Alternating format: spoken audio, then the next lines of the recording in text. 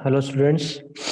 Last class में हम जो एल्कली मेटल थे उनकी डिफरेंट डिफरेंट कंपाउंड्स है, ऑक्सो सॉल्ट्स है, उनके बारे में स्टडी किया था। आज हम सोडियम के कुछ इम्पोर्टेंट कंपाउंड्स है उनकी स्टडी करेंगे कि सोडियम के जो कंपाउंड्स है उनमें से कौन कौन से कंपाउंड ज़्यादा इम्पोर्टेंट है और जो एनसीईआरटी में गिवन है उसकी हम यहाँ पे आज स्टडी करेंगे। ठीक है, तो हमारा टॉपिक रहेगा some important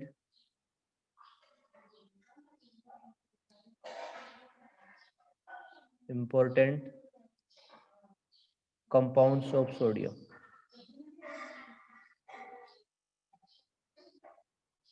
compounds of sodium.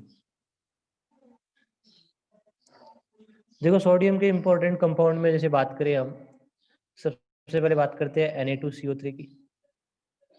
ठीक है, एक तो है जिसका नाम होता है सोडियम कार्बोनेट।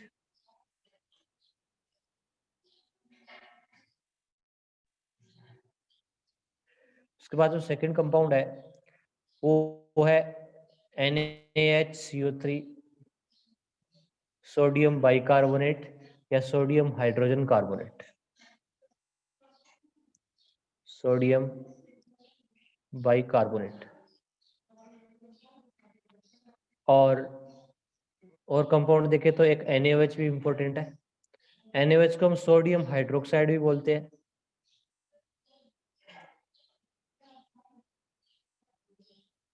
और इसका एक और नाम होता है कॉस्टिक सोडा। ठीक है, कॉस्टिक सोडा। उसके बाद और कंपाउंड देखें तो NaCl हो गया, सोडियम क्लोराइड हो गया। ठीक है, जिसको हम सॉल्ट के नाम से जानते हैं, कॉमन सॉल्ट जो खाने में यूज करते हैं, सोडियम क्लोराइड। इसके अलावा कुछ और भी है जिनके आपको फॉर्मूले पता होना चाहिए, जैसे Na2SO4.10H2 जिसको ग्लोबल साल्ट के नाम से जानते हैं। ग्लोबल सॉल्ट इसका कोई नेम है, कॉमन नेम। ठीक है, तो सोडियम सल्फेट डॉट 10H2 को ग्लोबल सॉल्ट के नाम से जानते हैं। एक और इम्पोर्टेंट कंपाउंड है जो आप रेडॉक्स रिएक्शन में टाइट्रेशन में पढ़ोगे, Na2S2O3.5H2। इसका क्या नाम होता है बताओ? Na2S2O3 क्या होता है? इसका नाम होता है सोडियम थायोसल्फेट। ठीक है, सोडियम थायोसल्फेट बोलते हैं इसको।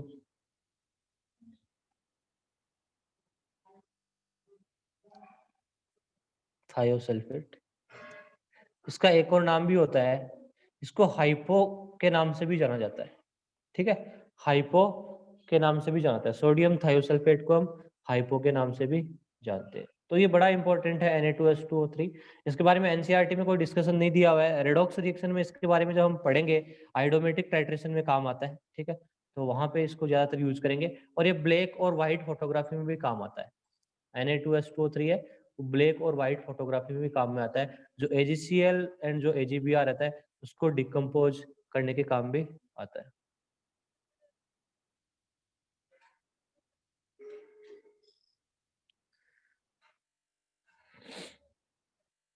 अब देखो सबसे पहला जो अपना कंपाउंड है, ठीक है, देखो हम एनसीईआरटी को लेके चलेंगे फिलहाल यहाँ पे, क्योंकि इनऑर्गेनिक है, इसमें आपको एनसीईआरटी कंपलसरी करनी होती है।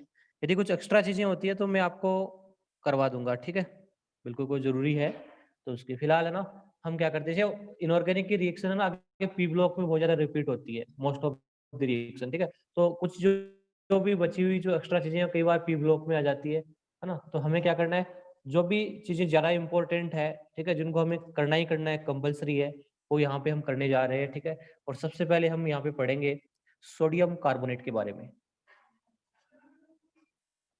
Sodium carbonate. देखो यदि Na2CO3.10H2 लिखा हुआ है तो इसका क्या नाम होता है बोलो? यदि 10H2 लिखा जाए Na2CO3 के साथ तो इसका नाम क्या होता है बताओ? हाँ, डेकाहाइड्रेट है ना, मतलब ये होता है वॉशिंग सोडा। क्या होता है? Washing soda.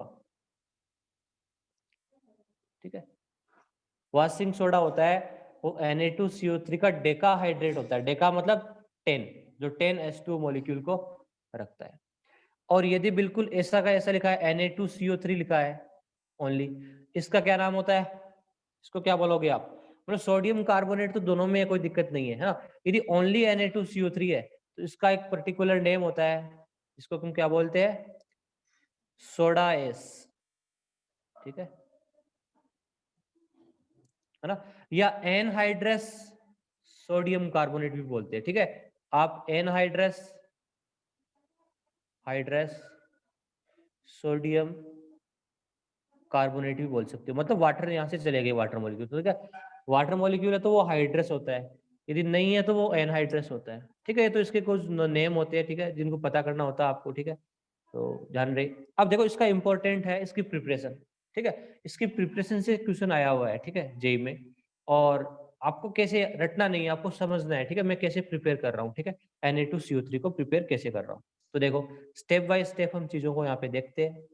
तो हम आगे करने वाले हैं इसकी प्रिपरेशन। मैंने पढ़ने के लिए बोला था ना कल। बताओ कौन से मेथड से प्रिपेयर किया जाता है इसको? इसके जो मेथड का नाम होता है प्रिपरेशन का, वो क्या नाम होता है? सोल्वेज प्रोसेस नाम होता है, सोल्वेज प्रोसेस। ठीक है, सोल्वेज प्रोसेस। देखो सोल्वेज प्रोसेस से मुझे इसकी प्रिपरेशन करनी है, तो मुझे क्या चाहिए? कुछ तो कुछ रॉ मटेरियल्स चाहिए। मतलब मेरे को जितनी भी जो रिएक्शन में काम आने वाली चीजें हैं वो मैं यहाँ पे लिख लूंगा। ठीक है, तो इसके लिए जो रॉ मटेरियल्स होते हैं वो मैं आपको यहाँ पे लिख देता हूँ। एक तो हमें चाहिए होता है NaCl का एक्वस सॉल्यूशन।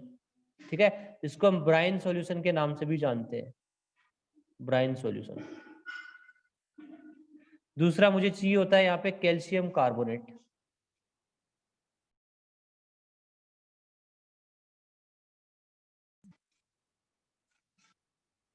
यहाँ पे चाहिए होता है कैल्शियम कार्बोनेट।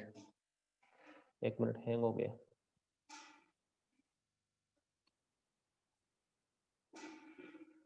कैल्शियम कार्बोनेट है ना, जिसको हम लाइमस्टोन के नाम से भी जानते हैं। ठीक है,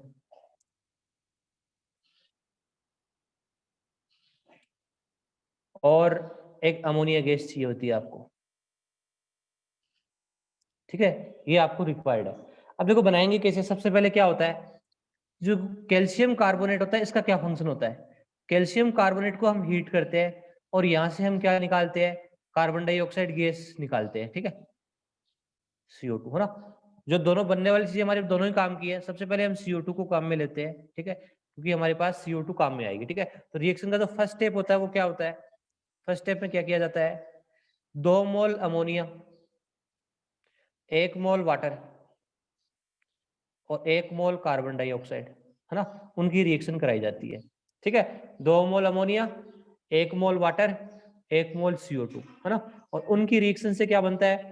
अमोनियम कार्बोनेट बनता है। क्या बनता है? देखो ऐसे समझ सकते हो इसको आप। ठीक है, रटने की कोई जरूरत नहीं है। NH3 क्या है? एक तरह से बेस है। वाटर क्या है? एम्फोटेरिक होता है, तो उसको ये H+ दे देता है, तो ये अमोनियम आयन बन जाता है यहाँ पे। ठीक है ना। और कुल मिला के आप रिएक्शन को जब भी करोगे तो रिजल्टेंट यहाँ पे अमोनियम कार्बोनेट बनेगा, NH4 का होल ट्वाइस CO3, है ना। अमोनियम आयन ये होता है, NH4+ को हम अमोनियम आयन बोलते हैं। ठीक है, तो कार्बोनेट पे चार्ज -2 होता है, तो यहाँ पे 2 अमोनियम चाहिए मुझे। ठीक है, तो अमोनियम कार्बोनेट बनता है सबसे पहले। ठीक है, अब इस अमोनियम कार्बोनेट के आगे हम क्या करेंगे? देखो यदि हम इस अमोनियम कार्बोनेट में NH4 का होल ट्वाइस CO3 में ये वाली एक्सेस में पास कर दे, मतलब और वाटर और CO2 के साथ रिएक्शन करा दे, जो बनने वाला कंपाउंड है अमोनियम कार्बोनेट, इसकी रिएक्शन वापस आप वाटर प्लस CO2 के साथ करा दोगे। ठीक है, तो बताओ क्या बनता है? देखो आपने ना 10th क्लास में पढ़ी होगी शायद, आपने कार्बोनेट्स के बारे में पढ़ा है ना, सोडियम कार्बोनेट। उसमें आप एक्सेस में वाटर और CO2 डालते हो तो वो किस में कन्वर्ट हो जाता है? वो हाइड्रोजन कार्बोनेट में कन्वर्ट होता है। ठीक है, तो जो भी कार्बोनेट्स है उसमें आप एक्सेस में CO2 डालते हो तो वो हाइड्रोजन कार्बोनेट में कन्वर्ट हो जाएगा, ठीक है। तो यहाँ पे क्या बनेगा, NH4 हाइड्रोजन कार्बोनेट मतलब HCO3, ठीक है, NH4 प्लस HCO3 इसमें कन्वर्ट हो जाएगा और इसके 2 मोल बन जाएंगे, ठीक है, क्योंकि हमारे पास 2 अमोनियम है ना, तो ये 2 मोल बन जाएंगे। अब क्या करेंगे हम, थर्ड स्टेप, अब हम जो अमोनियम हाइड्रोजन कार्बोनेट बना है हमारे पास NH4 HCO3, इसकी रिएक्शन किससे कराएंगे हम, NaCl से कराएंगे, है ना, NaCl हमें चाहिए ना, अभी NaCl लिया है हमने, देखो ये NaCl से कराएंगे। तो NaCl से कराने पे क्या होगा, देखो यहाँ पे देखो, ये NH4 प्लस HCO3 नेगेटिव, ये Na प्लस Cl नेगेटिव, है ना, तो ये अमोनियम आयन किसके साथ जुड़ जाएगा, Cl नेगेटिव के साथ, और ये HCO3 नेगेटिव किसके साथ जुड़ जाएगा, Na प्लस के साथ, ठीक है। तो क्या बन जाएगा, बनने वाला कंपाउंड यहाँ पे होगा ammonium chloride NH4Cl plus NaHCO3, क्या बनता है, NaHCO3। ये बड़ा हमारे काम का है ना, ये सोडियम हाइड्रोजन कार्बोनेट बन गया। एक्चुअल में सोडियम हाइड्रोजन कार्बोनेट से ही हम क्या बनाते हैं, सोडियम कार्बोनेट बनाते हैं। कैसे बनाते हैं, देखो इसको यहाँ से लिया जाता है, ठीक है, फोर्थ स्टेप में आपका जो सोडियम हाइड्रोजन कार्बोनेट है, इसके 2 मोल लेके इसको क्या कर देते हैं, इसको हीट कर देते हैं, क्या कर देते हैं, हीट कर देते हैं। जब भी आप कार्बोनेट हाइड्रोजन कार्बोनेट्स को हीट करते हो, तो मैंने कल भी दिखाया था, यदि आप हाइड्रोजन कार्बोनेट की हीटिंग करते हो, ठीक है, अल्कली मेटल के, तो बनने वाला प्रोडक्ट क्या होता है, एक तो carbonate Na2CO3 plus CO2 gas क्या होती है, रिलीज होती है, प्लस वाटर बनता है, ठीक है। तो यदि आप हाइड्रोजन कार्बोनेट को हीट करोगे तो Na2CO3 CO2 प्लस वाटर बच जाएगा, है ना। तो ये आपका Na2CO3 यहाँ पे ऐसे बन जाता है, ठीक है। अब देखो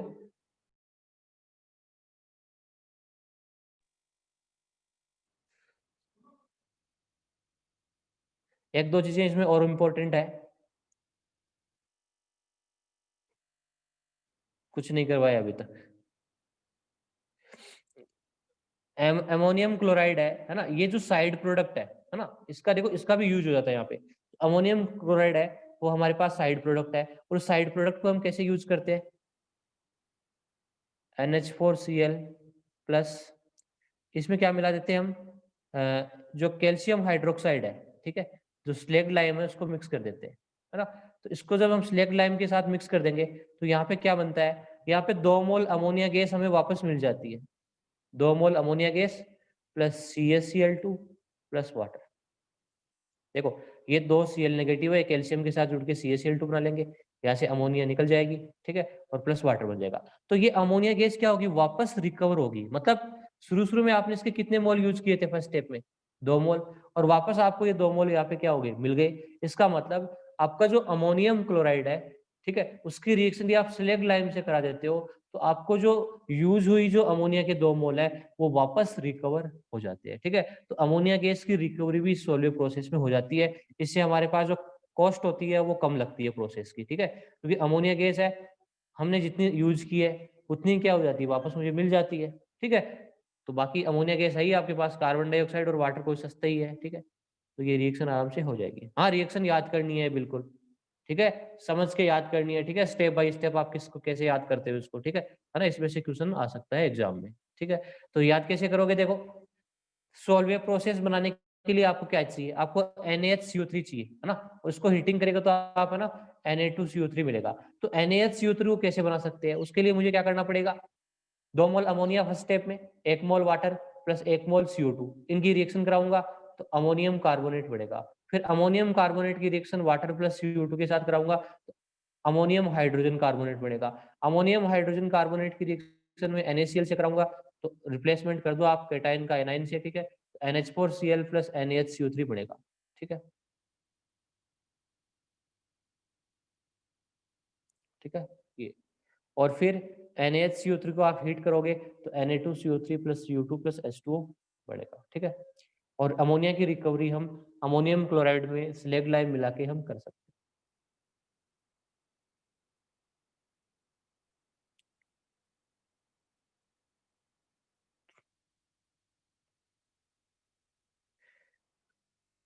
एक स्टूडेंट बोल रहा है कि आप NaOH और H2CO3 की रिएक्शन करा दो।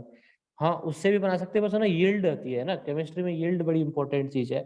यील्ड का मतलब आपका प्रोसेस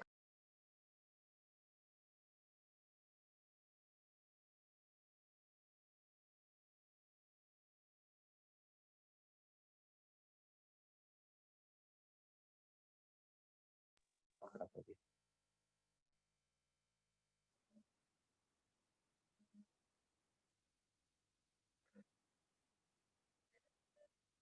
तो देखो यील्ड हमें प्रोसेस का एक तो कॉस्ट, ठीक है, और एक है ना मतलब कितना आपको प्रोडक्ट मिलता है ना, और वो कितना मोस्ट इकोनॉमिकल होता है, इन सब चीजों को हम देखते हैं। बाकी उससे भी हम बना सकते हैं, कोई दिक्कत नहीं है, बन सकता है, बट इंडस्ट्री में हम इसी को इसी से बना सकते हैं, कॉमर्शियली हम सॉल्व प्रोसेस से ही बनाते हैं, ठीक है।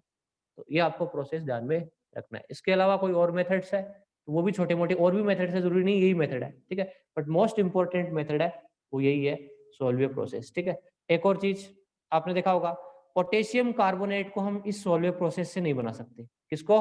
पोटेशियम कार्बोनेट को। यदि मुझे यहाँ पे K2CO3 बनाना है तो वो इससे नहीं बन सकता। उसका क्या रीजन होता है, देखो जैसे यहाँ पे आपका NaHCO3 बना है ना, वैसे यदि पोटेशियम कार्बोनेट बनाना होता तो क्या बनता? KHCO3 बनता, ठीक है। तब मैं NaCl की रिएक्शन किससे कराता?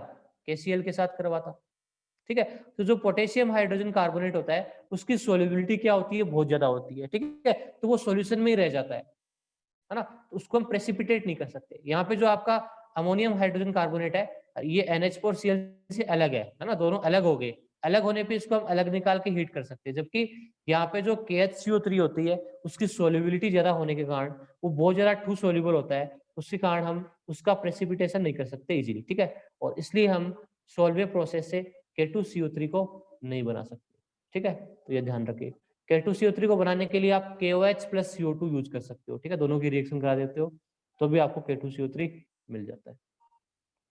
तो ये है हमारा सॉल्व प्रोसेस। उसके बाद कुछ प्रॉपर्टीज है Na2CO3 की, उसकी बात करते हैं।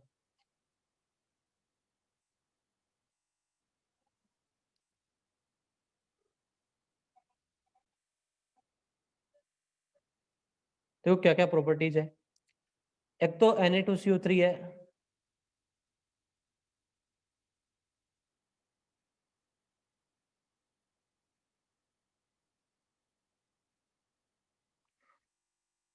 हाँ लिथियम कार्बोनेट बन सकता है बिल्कुल, क्योंकि उसकी सोलिबिलिटी कम है ना, LiHCO3 है, बिल्कुल वो जरा नहीं, LiHCO3 तो सॉलिड में आता ही नहीं है बिल्कुल, लिथियम कार्बोनेट भी नहीं बन सकता, बिकॉज लिथियम हाइड्रोजन कार्बोनेट भी क्या होगा? एक्वस में रहेगा, ठीक है, वो भी प्रेसिपिटेट नहीं हो सकता, तो ये दोनों ही नहीं बन सकते। Li2CO3 भी नहीं बन सकता, क्योंकि LiHCO3 है वो सॉलिड स्टेट में नहीं आ सकता, ठीक है, तो ये भी इसका रीजन हो जाएगा। अब प्रॉपर्टीज की बात करें तो Na2CO3 क्या है? दिखने में व्हाइट क्रिस्टलिन होता है, सॉलिड फॉर्म में देखे तो व्हाइट क्रिस्टलिन होता है, ठीक है। हाँ एल्कलाइन अर्थ मेटल के कार्बोनेट को हम सोलर प्रोसेस से नहीं बनाते, सिर्फ हम देखो हमें बाकी के कार्बोनेट्स की रिक्वायरमेंट नहीं है, जो इंपॉर्टेंट है जो ज्यादा काम आता है इंडस्ट्री में या केमिकल प्रोसेस में हम उसी कार्बोनेट को बनाते हैं। हमने सोडियम कार्बोनेट को बनाया, हमने सीजियम कार्बोनेट की बात ही नहीं की है यहाँ पे, क्योंकि जो इंपॉर्टेंट है, ठीक है, वही बुक्स में दिया होता है। बाकी तो है ना बहुत सारे कार्बोनेट है ना, सबका कईयों का अलग प्रोसेस है, वो सारे आपको पढ़ने की जरूरत नहीं है, ठीक है। जो मोस्ट इंपॉर्टेंट है उसी को ध्यान रखना है, जो एनसीईआरटी में गिवन है, ठीक है, तो ये आप ध्यान रखिए। तो Na2CO3 क्या होता है? व्हाइट क्रिस्टलिन होता है, ठीक है, दिखने में व्हाइट क्रिस्टलिन सॉलिड होता है।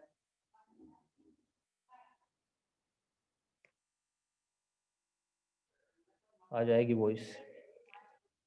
और ये डेकाहेड्रेट की फॉर्म में एग्जिस्ट करता है, मतलब अपने साथ 10 वाटर मॉलिक्यूल रख सकता है, ठीक है।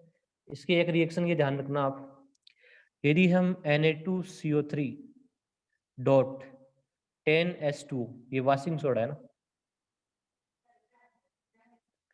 वाशिंग सोडा है, यदि हम इसकी हीटिंग कराए टेम्परेचर 373 केल्विन हो, ठीक है, 373 केल्विन टेम्परेचर हो, तो यहाँ पे क्या होते हैं, इनमें से 9 वाटर मॉलिक्यूल क्या हो जाते हैं? उड़ जाते हैं, वेपराइज हो जाते हैं, ठीक है।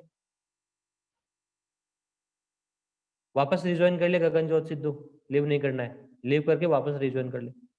Na2CO3.10H2 वाशिंग सोडा है, इसको आप हीट करोगे तो 9 वाटर मॉलिक्यूल 373 केल्विन पे हीट करोगे तो इससे 9 वाटर मॉलिक्यूल क्या हो जाते हैं? उड़ जाते हैं, ठीक है। तो ये इस तरह इस फॉर्म में आ जाता है, Na2CO3.H2, एक वाटर मॉलिक्यूल यहाँ पे बच जाता है, प्लस 9 है वो बाहर निकल जाते हैं।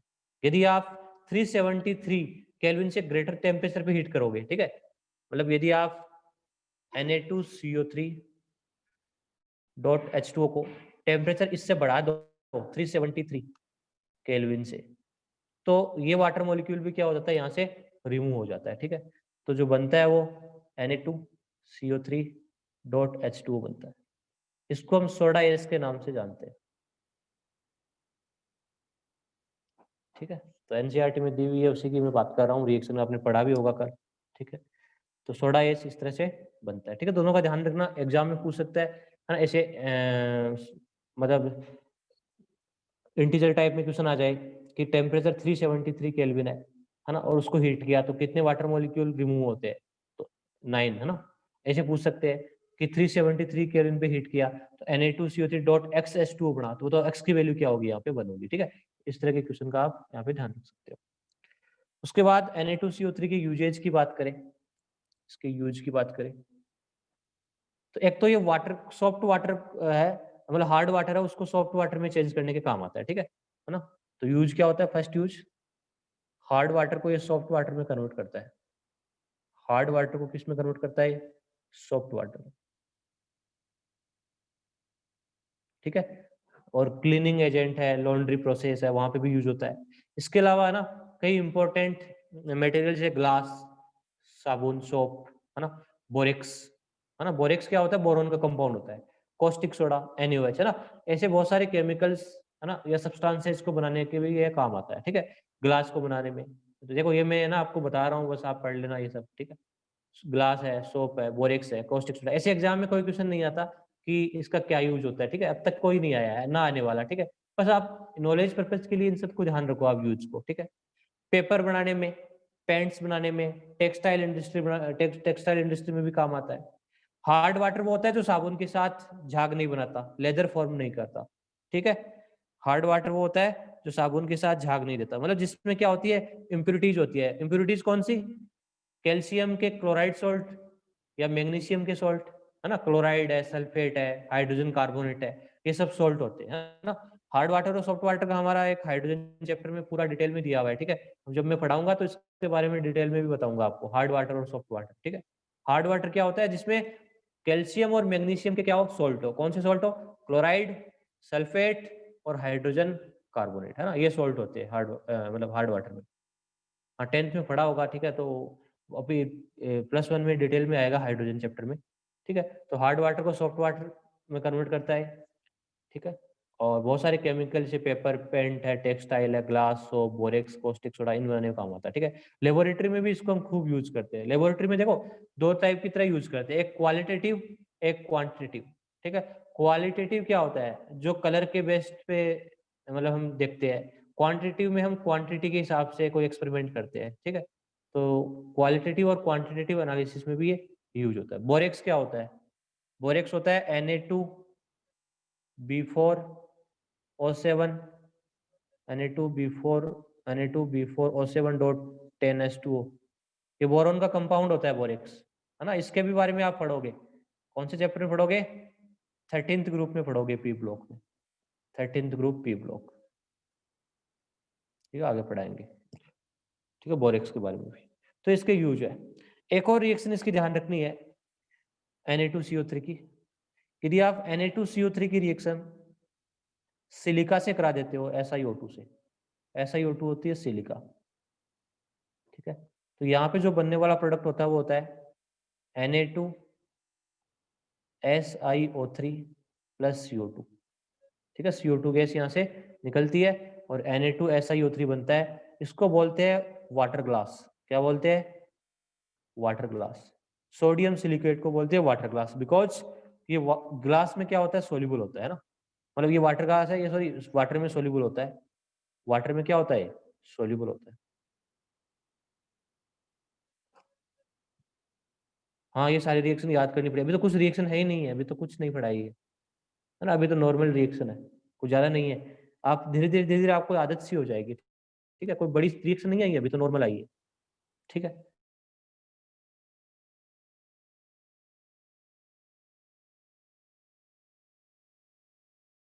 तो इतनी कोई बड़ी बात नहीं है, आप याद कर सकते हो। ठीक है, बार बार पढ़ो इनको, लिख के याद करो। ठीक है, धीरे धीरे याद हो जाएगी। ठीक है। हाँ, सारी रिएक्शन याद करनी पड़ेगी, ठीक है। याद इस तरह से करो, कोफिशिएंट रटने की कोई जरूरत नहीं है, बैलेंसिंग की कोई जरूरत नहीं है, मेन प्रोडक्ट ध्यान में रख लो, ठीक है, क्या बनता है। Na2CO3 की रिएक्शन सिलिका से कराने पे Na2SiO3 बनता है प्लस CO2 बनता है। Na2SiO3 को वाटर ग्लास बोलते हैं बिकॉज ये वाटर में क्या होता है, सोल्यूबल होता है, ठीक है। तो ये हमारा हुआ Na2CO3 के बारे में हमने पढ़ा, ठीक है, और आपने पढ़ा भी होगा एनसीईआरटी से। हाँ, एनसीईआरटी बेस्ड भी इतनी रिएक्शन, अभी तो मैंने एनसीईआरटी की तो बात कर रहा हूँ, एक एक्स्ट्रा लिखाई है थोड़ी सी, ठीक है, आपको ध्यान रखने के लिए। बाकी एनसीईआरटी की ये सारी रिएक्शन, कोई नई नहीं है यहाँ पे।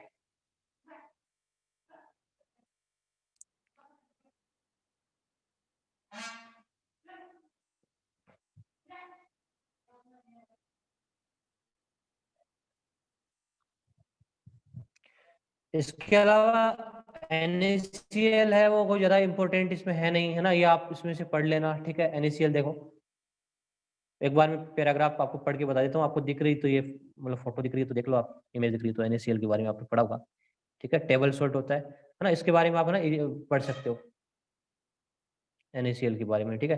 तो ये बेसिक बेसिक जनरल नॉलेज वाली सी चीजें हैं कि NaCl कहाँ पे मिलता है ना, सी वाटर में होता है, सी वाटर से हम NaCl को बना सकते हैं। देखो सबसे ज्यादा जो सोडियम क्लोराइड का जो मोस्ट अबंडेंट सोर्स होता है वो सी होता है, ठीक है, जिसमें 2.7 से 2.9% है, ठीक है, वो सॉल्ट होता है। ट्रॉपिकल कंट्री जैसे इंडिया में ये बहुत ज्यादा प्रोड्यूस होता है। बस ये सभी दिया है, इसमें कोई क्वेश्चन व्यूशन तो बनने वाला है नहीं कोई, ठीक है। बस थोड़ा सा पढ़ लेना और कुछ नहीं है, इसमें से कुछ क्वेश्चन नहीं बनने वाला एक भी, ठीक है।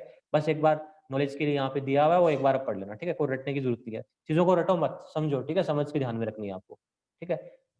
बाकी चीजें हो गई। कल मैंने पढ़ने के लिए बोला था, इसीलिए बोला था आपको, मैंने इसीलिए बोला था कि आप एनसीईआरटी पढ़ के आना, उसमें जो भी कौन पढ़ गया है हैंड राइज करो, कल बोला था ना मैंने, समरजोत, आंचल, चंद्रशेखर, चैतन्य, सिया, कशिश, सृष्टि, लीजा,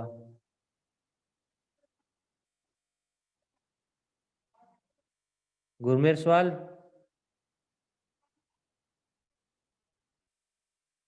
ठीक है, हैंड नीचे कर लो, पढ़ के आए तो अच्छी बात है, कोई दिक्कत नहीं है।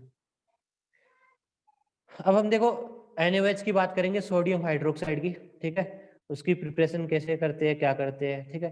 तो अभी तो नॉर्मली है ये सब, देखो मैंने मेडिकल के स्टूडेंट साथ में है तो मैं आपको एनसीईआरटी वाला एज ए डिटेल में एक एक लाइन करा के बता रहा हूँ कि किस तरह से क्या आपको याद करना है, क्या कुछ पढ़ना है। Non medical point of view तो ना, मतलब यहाँ से क्वेश्चन बनने के बहुत कम चांस होते हैं, ठीक है, ये मेंस के लिए इंपॉर्टेंट है, एडवांस में ऐसा कुछ नहीं है, यहाँ से कोई क्वेश्चन नहीं बनता, ना कभी आया है ऐसा, ठीक है ना, एक भी क्वेश्चन नहीं बनता इसमें से जो भी है, ठीक है। फिर आप मेंस के लिए ध्यान रखना, और नीट में इससे क्वेश्चन आ सकते हैं, तो आप है ना ध्यान रखना ये सब चीजें, ठीक है। यूजेज से कोई क्वेश्चन नहीं आता, रिएक्शन है, जैसे सोल्यूट प्रोसेस की रिएक्शन है, ठीक है, ये आपको यहाँ पे ध्यान रखनी है। देखो सोडियम हाइड्रोक्साइड की बात करें,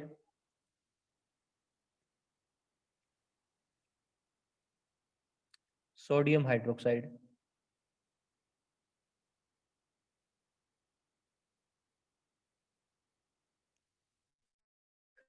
एंड क्या होता है, आप इसको वाटर में डिजोल्व करते हो, है ना, वैसे NaOH सॉलिड में भी होता है, ठीक है, और एक्वस में भी एग्जिस्ट कर सकता है, आप पानी में डिजोल्व करोगे तो वो डिजोल्व हो जाएगा, ठीक है। तो इसका जो एक्वस सॉल्यूशन होता है तो बहुत ही अल्कलाइन होता है ना, इसकी पीएच बहुत ज्यादा हाई होती है ना, एक स्ट्रॉन्ग बेस होता है। इसको बनाने के लिए हम जो मेथड यूज करते हैं वो कास्टनर केल्नर सेल होता है, ठीक है। NaOH बनाने का जो मेथड है, ठीक है, वो कास्टनर केल्नर सेल, ठीक है। एक तरह से इलेक्ट्रोलिसिस होता है, इसमें क्या होता है, इलेक्ट्रोलिसिस होता है। इलेक्ट्रोलिसिस का मीनिंग क्या होता है, आपके पास दो इलेक्ट्रोड होंगे, ठीक है, और उनको आप बैटरी से जोड़ दोगे, और जो भी बीकर है उसमें आपने क्या कर लिया, जो भी इलेक्ट्रोलाइट, तो इससे हम बनाते हैं, कैथोड और एनोड है, उसकी बात करेंगे हम, उसमें कैथोड किसका होता है और एनोड किसका होता है, बात कर लेते हैं।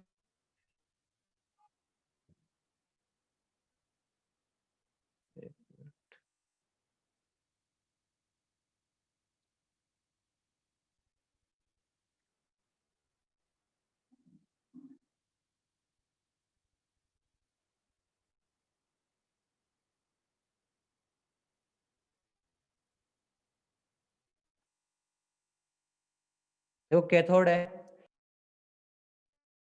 जिसको Hg भी बोलते हैं, और एनोड है वो होता है कार्बन का, ठीक है। कैथोड और एनोड पे देखो, कैथोड पे हमेशा रिडक्शन होता है। क्या होता है? रिडक्शन, है ना। एनोड पे क्या होता है? ऑक्सीडेशन होता है। ये बात हमेशा ध्यान रखना। रिडक्शन का मतलब क्या होता है? Gain of electrons, gain of electrons. और ऑक्सीडेशन का मतलब होता है लॉस ऑफ इलेक्ट्रॉन्स, ठीक है। तो ये चीज आपको आनी चाहिए कि कैथोड पे होता है रिडक्शन, रिडक्शन मतलब गेन ऑफ इलेक्ट्रॉन, और एनोड पे होता है ऑक्सीडेशन मतलब लॉस ऑफ इलेक्ट्रॉन, ठीक है। अब हम देखो अलग अलग इलेक्ट्रोड पे रिएक्शन कैसे होती है उसको भी हम एक बार देख लेते हैं, रटना नहीं पड़े, ठीक है।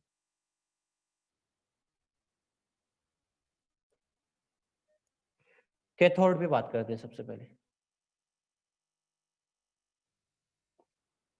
कैथोड पे क्या होगा?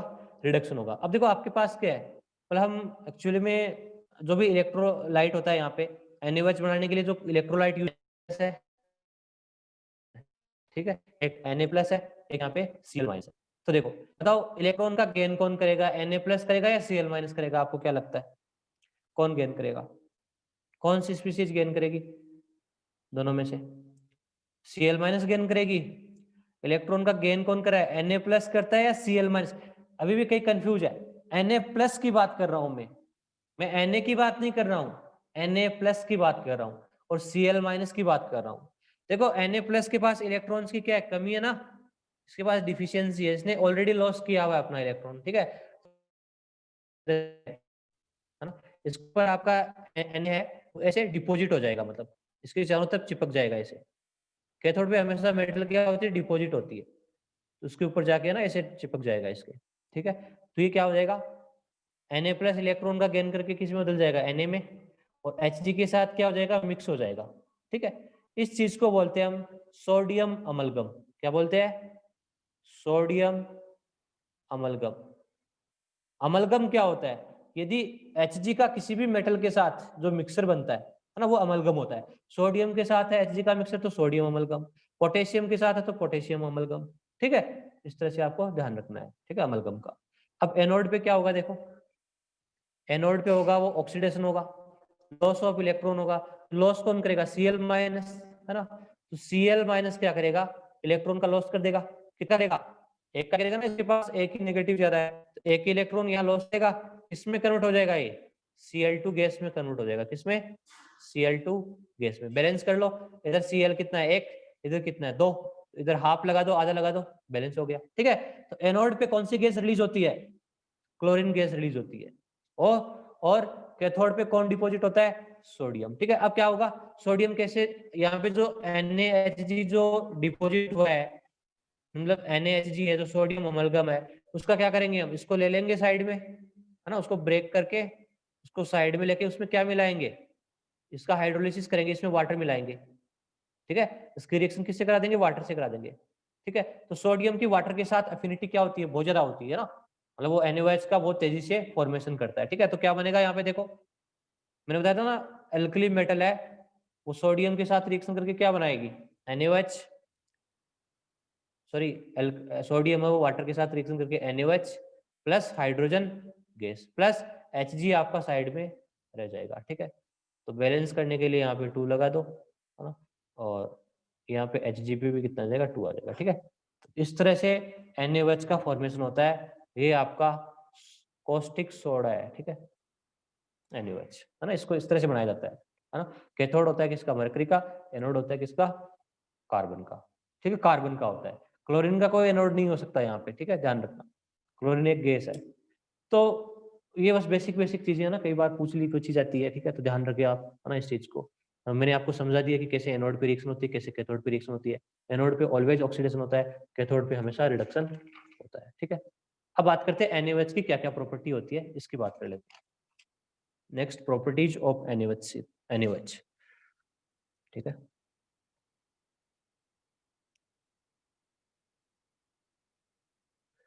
एक तो NaOH व्हाइट होता है, यदि सॉलिड होता है तो बिल्कुल व्हाइट होता है, ठीक है।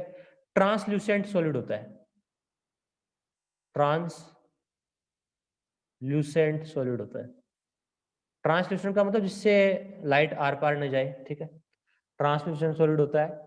और वाटर में ये इजीली सॉल्युबल हो जाता है NaOH, ठीक है, और सॉल्यूशन बनता है वो एल्कलाइन बनता है। मतलब NaOH का जो एक्वस सॉल्यूशन होता है ना वाटर के साथ, वो बहुत ही ज्यादा बेसिक होता है, हाईली बेसिक होता है, हाईली बेसिक होता है ना, पीएच बहुत ज्यादा होती है, 14 के क्लोज होती है। ओके, NaOH के जो क्रिस्टल होते हैं, है ना, यदि आपके पास NaOH के क्रिस्टल है इधर सॉलिड फॉर्म में, तो ये क्या कर लेते हैं, एटमॉस्फेयर से जो मॉइस्चर है उसको ऑब्जॉर्व कर लेते हैं। क्या कर लेते हैं, डिलिक्विसेंट होते हैं। जो भी मॉइस्चर है उसको क्या कर सकते हैं, ऑब्जॉर्व कर सकते हैं। ठीक है, मॉइस्चर मतलब वाटर, है ना, तो मॉइस्चर को क्या कर लेते हैं, ऑब्जॉर्व कर सकते हैं। ठीक है, और यदि CO2 गैस है ना, इसके कांटेक्ट में NaOH के, ठीक है, तो ये CO2 के साथ क्या कर लेते हैं, रिएक्शन भी कर लेते हैं। ठीक है, NaOH की रिएक्शन भी आप CO2 से कराओगे तो जो बनने वाला प्रोडक्ट होता है Na2CO3, इधर 2 लगा दो, Na2CO3 प्लस वाटर बनता है। ठीक है, तो एटमॉस्फेयर में यदि CO2 है, ठीक है, तो वो NaOH के साथ रिएक्शन कर सकती है। ठीक है, और Na2CO3 बना देती है। अब इसके यूजेज की बात करें, वो यूजेज साबुन बनाने में, पेपर बनाने में, आर्टिफिशियल जो सिल्क होती है ना, उसको बनाने में यूज होती है ना। मतलब क्या होता है, NaOH क्या करता है, जो अपनी जो फैब्रिक होता है ना, जैसे कॉटन वॉटन है ना, उनका क्या करते हैं, एकदम अच्छे से उनपे इनकी टेंसाइल स्ट्रेंथ को बढ़ा देते हैं। ठीक है, मतलब जो एक तरह से कच्चे, एक तरह से जो रो धागे होते हैं, मतलब जो टेक्सटाइल होते हैं ना, उनको पक्का कर देते हैं, उनमें स्ट्रेंथ बढ़ा देते हैं। ठीक है, तो NaOH को इसीलिए भी हम यूज करते हैं ना, और पेट्रोल की रिफाइनिंग में भी यूज करते हैं हम, प्यूरिफिकेशन ऑफ बॉक्साइट में भी यूज करते हैं। ठीक है, तो साबुन वाबुन बनाने में, फैट वेट बनाने में, ऑयल बनाने में, लेबोरेटरी रिएजेंट में, है ना, तो इस तरह से इसके यूजेज है। ठीक है, एक बार पढ़ लेना ऊपर ऊपर से, कोई ज्यादा इंपॉर्टेंट नहीं है। अब बात करते हैं हम बेकिंग सोडा की। ठीक है, NaHCO3 की, NaHCO3, इसको हम सोडियम हाइड्रोजन कार्बोनेट बोलते हैं, है ना। बेकिंग सोडा, एक्चुअली में बेकिंग सोडा ये हम बोलते हैं, है ना, जनरली, बट बेकिंग सोडा का कंपोजिशन कुछ अलग ही होता है। एक्चुअल कंपोजिशन तो बेकिंग सोडा का कुछ अलग ही है, उसके बारे में भी बताऊंगा आपको। ठीक है, वो NCERT में नहीं गिवन है। ठीक है, तो कई बार इस पे है ना, मतलब क्वेश्चन पूछ लेते हैं, तो जनरली पूछते नहीं है, फिर भी है ना, आ जाए तो आप ध्यान रखना कि बेकिंग सोडा में क्या क्या होता है और क्या क्या उसका यूज होता है। ठीक है, तो पहले बात करते हैं NaHCO3 की प्रिपरेशन कैसे करते हैं ना। NaHCO3 को बनाने का बिल्कुल सिंपल सा तरीका है। कैसे बनाते हैं, यदि आपके पास Na2CO3 है ना, सोडियम कार्बोनेट, उसके अंदर आप वाटर मिला दो और CO2 मिला दो। 10th क्लास में पढ़ा आपने, ये पढ़ा ना। मतलब ये में कार्बोनेट सॉल्ट की रिएक्शन यदि हम एक्सेस CO2 के साथ करा देते हैं तो वो हाइड्रोजन कार्बोनेट में बदल जाता है। सही, यहाँ पे CaCO3 होता तब क्या बन जाता, CaHCO3 का होल ट्वाइस बन जाता, है ना, जिसको हम मिल्की कलर, मिल्की अपीयरेंस हो जाता, आपने पढ़ा है ना, जो कि एज ए डेकोरेशन में काम आता है। ठीक है, पेंट वेट करने के काम आता है, व्हाइट वॉशिंग के काम आता है। ठीक है, तो ये रिएक्शन आपने पढ़ रखी है, वैसी सेम रिएक्शन है ना। 10th में क्या था, यहाँ पे कैल्शियम था, यहाँ पे क्या है, अभी सोडियम है, तो क्या आएगा यहाँ पे, NaHCO3 बन जाएगा। ठीक है, सोडियम बाइकार्बोनेट। ठीक है, इस तरह से हम इसको बना सकते हैं। NaHCO3 क्या होता है, एंटीसेप्टिक होता है, मतलब स्किन पे जो भी इन्फेक्शन वगैरह होते हैं, ठीक है, उनको दूर करने के काम आता है, मतलब माइल्ड एंटीसेप्टिक एजेंट होता है। और ये फायर को बुझाने वाले जो सिलेंडर होते हैं, ठीक है, आपने देखे होंगे रेड कलर वाले, फायर को जो बुझाते हैं, ठीक है ना, तो वहां पे भी यूज होता है ना। और बस इसके इतना ही है, कुछ ज्यादा इंपॉर्टेंट नहीं है इसमें।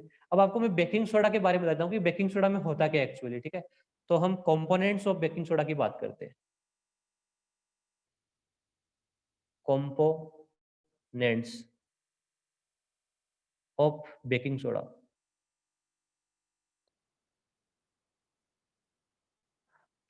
बेकिंग सोडा में देखो 30% तो होता है NaHCO3, ठीक है, 20% होता है सोडियम एल्यूमिनियम सल्फेट, 10% होता है calcium hydrogen phosphate, calcium dihydrogen phosphate, ठीक है, 10%। और 40% होती है स्टार्च। ठीक है, ये इसका कंपोजिशन होता है। ठीक है, तो बताओ बेकिंग सोडा को कहाँ पे यूज करते हैं हम, टेल मी। बेकिंग सोडा क्या काम आता है? बेकिंग सोडा का यूज होता है बेकरी में, यूज करते हैं कि नहीं करते, केक वेक बनाने में, है ना?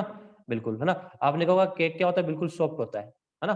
केक क्या होता है, बिल्कुल सॉफ्ट होता है ना, पकौड़े वकौड़े बनाने में भी यूज होते हैं कई बार, है ना? ठीक है, तो बस अब इसको देखो पकौड़े बनाने में और केक बनाने में क्यों यूज करते हैं, इसका क्या रीजन है ना? और ये ना प्रिजर्वेशन के लिए भी बोला जाता है, ठीक है? एक स्टूडेंट ने बोला कि प्रिजर्वेशन के भी काम आता है ना, तो देख लेते हैं, है ना? अलग अलग कंपोनेंट का अलग अलग फंक्शन होता है, ठीक है? ध्यान दो। सबसे पहले देखो ये कंपोजिशन होता है, मैं एक एक का बता रहा हूँ आपको, ठीक है? सबसे पहले हम बात करते हैं सी ए के नीचे कितना आएगा, 3 आएगा? नहीं नहीं नहीं, इतना ही आएगा एक्चुअल में, ठीक है? ये H2PO4 है, H2PO4 पे कितना चार्ज होता है, -1 ही होता है, ठीक है? 40% स्टार्च है, स्टार्च, स्टार्च होती है 40%। देखो सबसे पहले यूज बताता हूं मैं इसको, इसका यूज क्या होता है देखो, 10% वाले का कैल्शियम डाइहाइड्रोजन फॉस्फेट का यूज क्या होता है देखो, इसमें क्या होती है H+ होते हैं ना, H+ आयन होते हैं ना, एज ए एसिड की तरह काम करता है ना? ये क्या होता है, एसिडिक होता है, और ये एसिडिक होता है तो ये क्या करता है, मॉइस्चर को क्या कर लेता है, पहले अब्जॉर्ब कर लेता है ना? मॉइस्चर को क्या कर लेता है, अब्जॉर्ब कर लेता है। एसिड क्या करते हैं, वाटर को क्या कर लेते हैं, वाटर के साथ रिएक्शन कर जाते हैं, ठीक है? डिसोसिएट हो जाते हैं। फिर क्या करता है, ये मॉइस्चर को अब्जॉर्ब करके क्या कर लेता है, इसके साथ रिएक्शन कर लेता है NaHCO3 के साथ, ठीक है? फिर क्या होता है, इसके साथ रिएक्शन करने से क्या होती है, CO2 गैस यहाँ पे क्या होती है, रिलीज होती है। मतलब ये है जी आपका एसिडिक सॉल्ट है, ये आपका बेसिक है ना? तो यहाँ पे जो CO2 गैस यहाँ पे रिलीज होती है, वो धीरे धीरे रिलीज होती है, ठीक है? Slowly slowly, okay?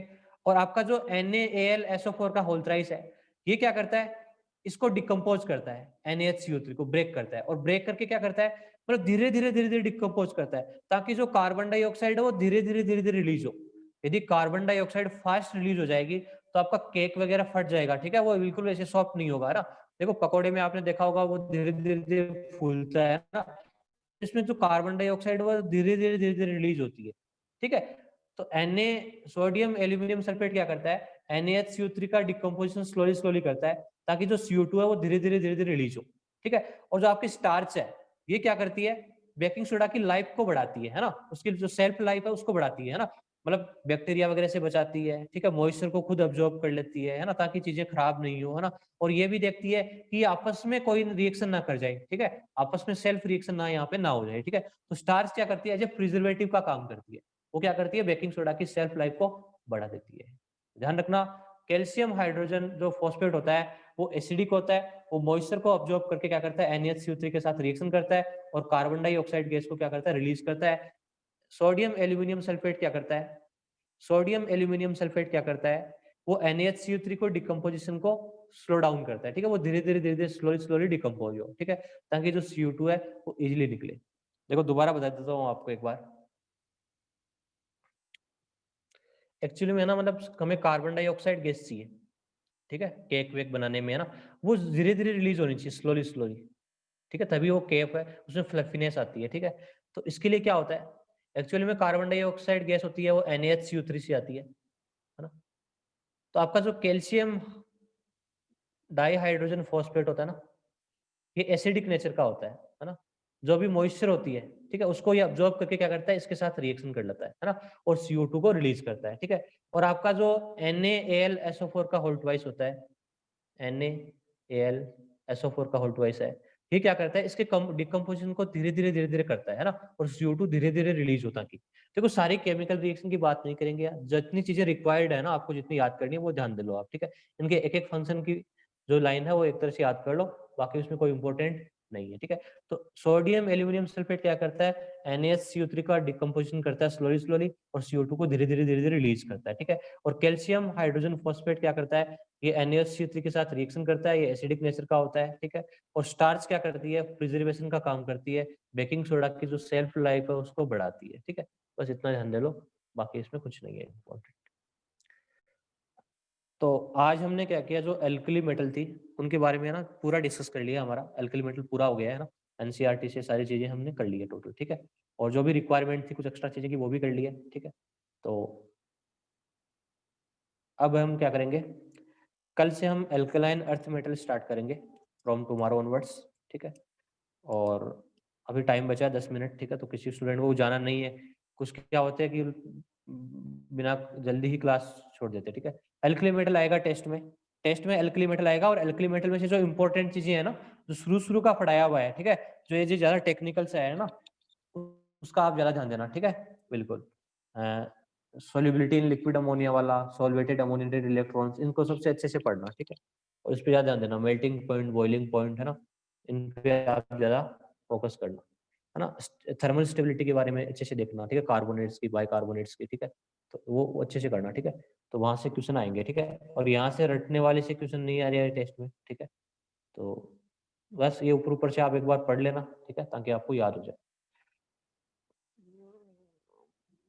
Gauge salt नहीं होता, ग्लोबल सॉल्ट होता है, ग्लोबल सॉल्ट।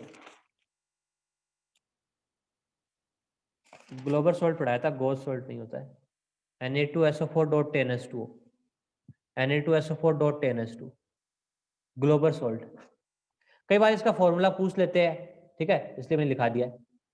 कोहेसिव एनर्जी और जो एटमाइजेशन एंथैल्पी होती है वो एक ही बात होती है, ठीक है, लीजा। कोहेसिव एनर्जी और एंथैल्पी ऑफ एटमाइजेशन एक ही चीज होती है, ठीक है, दोनों का एक ही नाम है। क्या रिपीट करना है बताओ?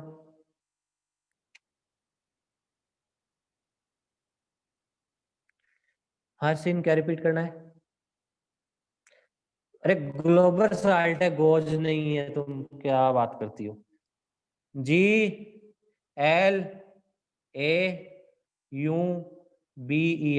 ग्लोबर, नॉट गोबर सॉल्ट, ठीक है, गोबर सॉल्ट नहीं है, ग्लोबर है।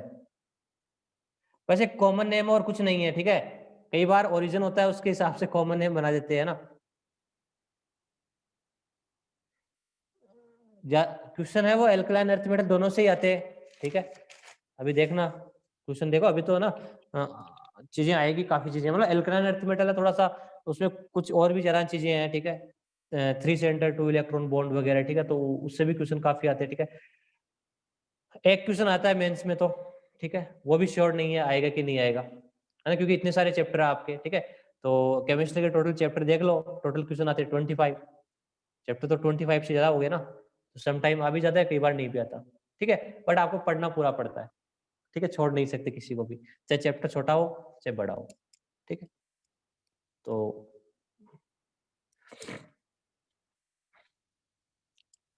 देखो हम थोड़ा एल्कलाइन अर्थ मेटल के बारे में पढ़ लेते हैं, टाइम है हमारे पास। एल्कलाइन अर्थ मेटल, ये ग्रुप 2 है ना, ग्रुप 2 की बात करते हैं।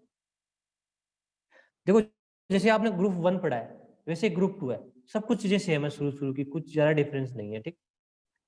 तो स्टार्ट करते हैं, देखो एल्कलाइन अर्थ मेटल में beryllium, magnesium, calcium, strontium, barium और रेडियम, ठीक है। बेरिलियम कितने नंबर पे आता है? Hydrogen helium lithium beryllium 4 number पे। मैग्नीशियम कितने पे आता है? 12 पे। कैल्शियम कितने पे आता है? 20 पे। स्ट्रोंशियम कितने पे आता है? 38 पे। बेरियम कितने पे आता है? 56 पे। और रेडियम कितने नंबर पे आता है? 88 पे, ठीक है। ये सेकेंड पीरियड है ना, ये थर्ड है ना, ऐसे ऐसे ऐसे। इलेक्ट्रॉनिक कॉन्फ़िगरेशन मतलब जनरल इलेक्ट्रॉनिक कॉन्फ़िगरेशन क्या होगा? NH2, है ना, इनका जनरल इलेक्ट्रॉनिक कॉन्फ़िगरेशन क्या होगा? NH2, ठीक है। तो देखो बेरिलियम का क्या हो जाएगा? हीलियम, नोबल गैस, है ना, इसके जस्ट पीछे वाली। और कौन सा सेल है? 2, है ना, तो N = 2 है, तो हीलियम 2s2, ये कॉन्फ़िगरेशन हो गया। मैग्नीशियम का क्या हो जाएगा बच्चों? Neon 3s2। कैल्शियम का क्या हो जाएगा? Organ 4s2। इसका क्या हो जाएगा? स्ट्रोंशियम का क्रिप्टॉन 5s2, ठीक है। और इसका क्या हो जाएगा? जीनोन